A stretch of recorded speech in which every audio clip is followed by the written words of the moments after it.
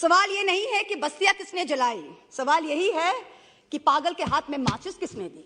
This is a question that India needs to answer. Honorable Speaker, sir, on behalf of my party, the All India Trinamool Congress, I rise to speak on the additional demand for grants 22-23.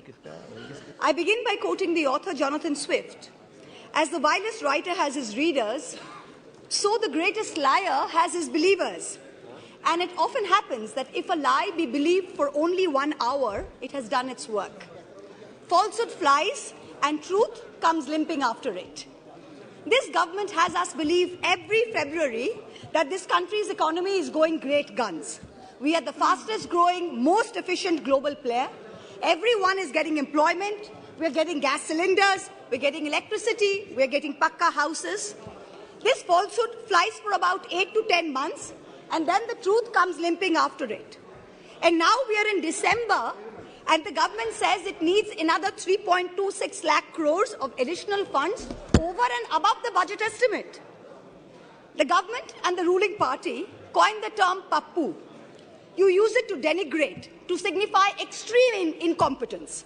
Let me use the next few minutes to point out what the data, the statistics tell us as to who the actual Pappu really is. NSO numbers were out yesterday. Industrial output has shrunk by 4% in October to a 26-month low. The manufacturing sector contracted 5.6%. Manufacturing is still the biggest generator of jobs. 17 of the industry sectors that make up the index of industrial production have recorded negative growth rates. Forex reserves have fallen by $72 billion in under a year.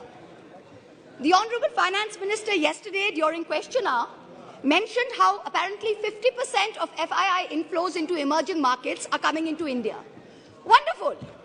But her colleague, the Minister of State for External Affairs, just last Friday, in response to a question in this very House, stated that almost 2 lakh people, 1,83,741 people, renounced their Indian citizenship in the first 10 months of 2022. This exodus in 2022 takes the total number of Indians renouncing Indian citizenship under this government in the past 9 years since 2014 to over 12.5 lakh people. This year has already seen more people giving up Indian citizenship than any single given year. High net worth individuals are willing to pay up to $1 million to get citizenship of Portugal, of St. Kitts, of Greece. Is this the sign of a healthy economic environment? Of a healthy tax environment? Who's the Pappu now? There is an atmosphere of terror in this country with the sword of the Enforcement Directorate hanging over businessmen and high net worth individuals. The ruling party buys lawmakers for hundreds of crores, and yet members of the opposition represent 95% of lawmakers under investigation by the Enforcement Directorate. But forget politicians. They're tough. They can fend for themselves. Businessmen and high net worth individuals are soft targets.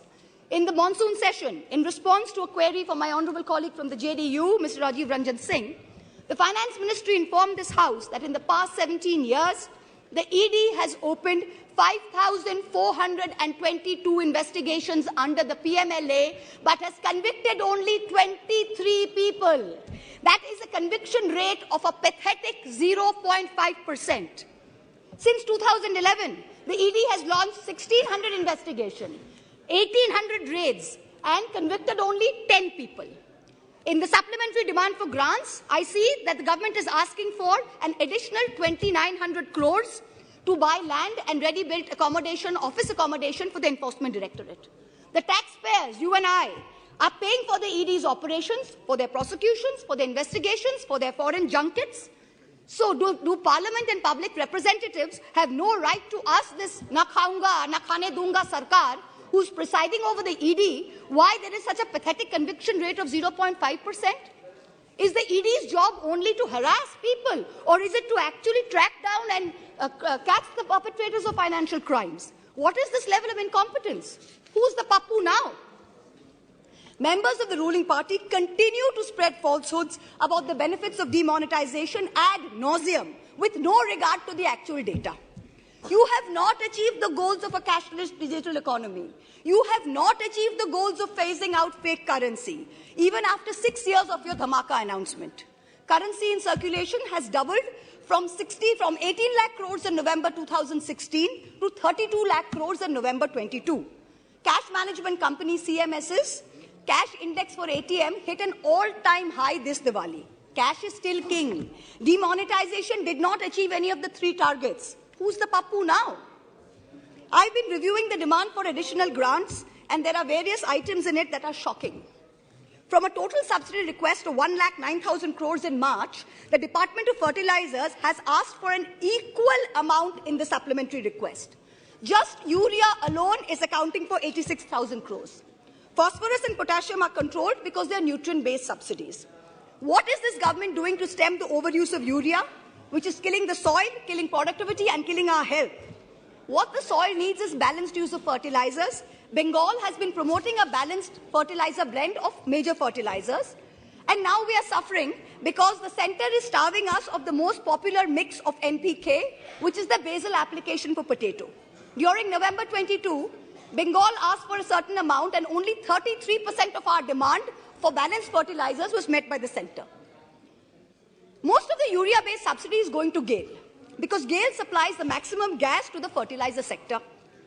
When are we going to see the much-promised reform and competition in this natural gas sector? When are we going to see the promised transmission system operator, the unbundling of GAIL? Is the government hiding and protecting GAIL under the garb of providing urea subsidies to people? Nearly 2,000 crores supplementary demand is for large industry, whereas only 233 crores is for the MSME sector.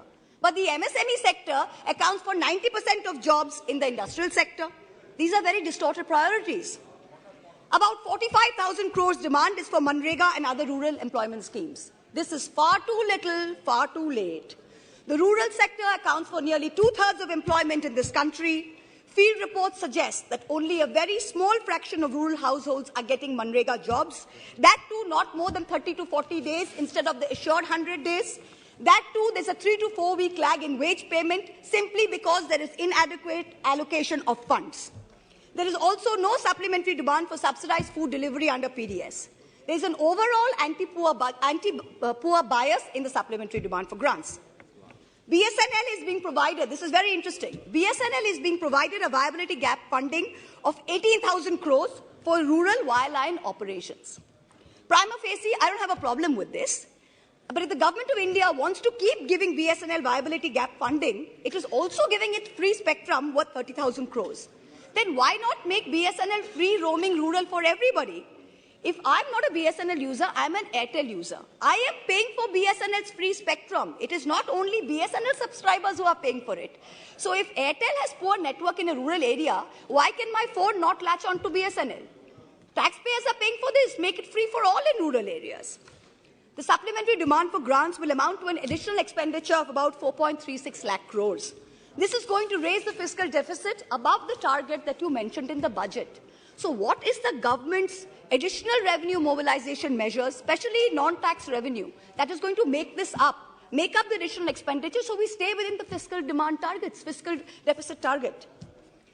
The Honorable Finance Minister yesterday stood in this House and she likened us, the opposition, to Videsh ka dushman. And she said, we have Jalan ka bhavna at India's growth. I stand here today to tell the Honorable Minister, wherever she may be, to tell this government, to tell this ruling party, that all of us here have given up our lives, our youth, our jivon, our jobon, as it were, to dedicate ourselves to the service of this great land, to the service of its people. We represent the farthest corners of this country, from Karimpur to Kutch, from Katgodam to Kasargod. It is our inalienable right to ask the questions of this government. It is our right to question your incompetence. And it is this government's Raj Dharma that should make the treasury benches sit down, listen to our voices, and not react like the proverbial Khisyani Billi. It requires enormous courage and tenacity to simply stand up here and speak the truth, and we are doing it. In contrast, the ruling party is moving from one incendiary issue to another, from the division of Bengal into North and South, to the Citizenship Amendment Bill, to releasing convicted lifetime murderers and rapists just before an election, to openly trying to challenge the judiciary into submission. You somehow keep hoping that you will scare India into submission, and you will keep winning power term after term. But it's not working. You just went to election in 3 states. With all your might, with all your resources, you won in only 1. The president of the ruling party could not hold on to his own home state. Who's the Pappu now? A certain honorable MP from the Treasury benches, who's given to trespassing in high-security zones, who goads us all with equal measure of falsehood and fake bravado, yesterday took cheap pot shots at my state, the state of Bengal, with false claims of diversion of Manrega funds. To him I say this, sir, don't push your luck. I went to Mount Holyoke College. I worship Ma Kali, and I've been elected twice from a border constituency. In your lingo, I say to you, and this is not unparliamentary, don't take panga. A certain Jari Booty Baba says publicly he likes women in saris, shalwars, and also nothing at all. In the presence of the wife of a deputy chief minister of the ruling party, hand on heart, ask yourselves, had any opposition leader said anything remotely similar, you would have been baying for their blood. The ruling party does not denounce it. There is no outrage. A convicted murderer and rapist is publicly giving sermons while out on parole, and leaders of the ruling party are listening to it. You do not have the moral clarity to call out right from wrong. Who's the Pappu now? People tell me to keep quiet, to make peace in the name of soft Hindutva. I am Hindu, but I refuse to play soft anything. What this country needs is an elected government which plays hard morality, hard legality, and hard economics. No soft anything.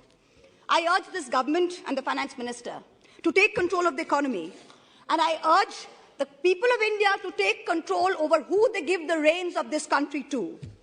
सवाल ये नहीं है कि बस्तियां किसने जलाई. सवाल यही है कि पागल के हाथ में माचिस किसने दी. This is a question that India needs to answer.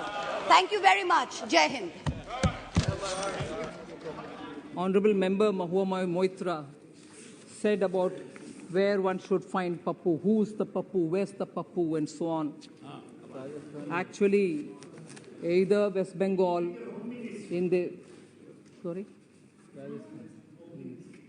So, all the fundamental, macroeconomic fundamentals being questioned. There was this question of where is the Pappu, who's the Pappu, who's the Pappu. Actually, if only Honorable Member looks back into her own backyard, she'll find Pappu in West Bengal.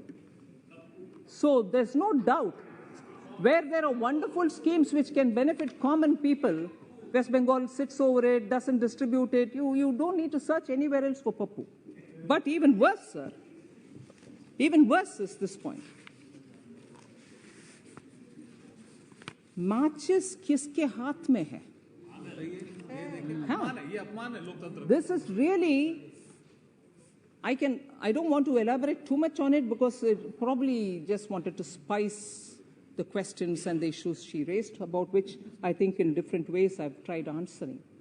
But it's a matter of concern, sir, because kisne diya matches is not the issue, because democracy, people elect the leader and give it to the conservative. We don't need to undermine the people by saying, किसने दिया इनके हाथ में? जनता ने दिया matches. But किसके हाथ में matches कैसे उपयोग में आता है, वही है important. Matches किसके हाथ में कैसे उपयोग में आया? Recently, you had, at least BJP, had a fantastic victory in Gujarat.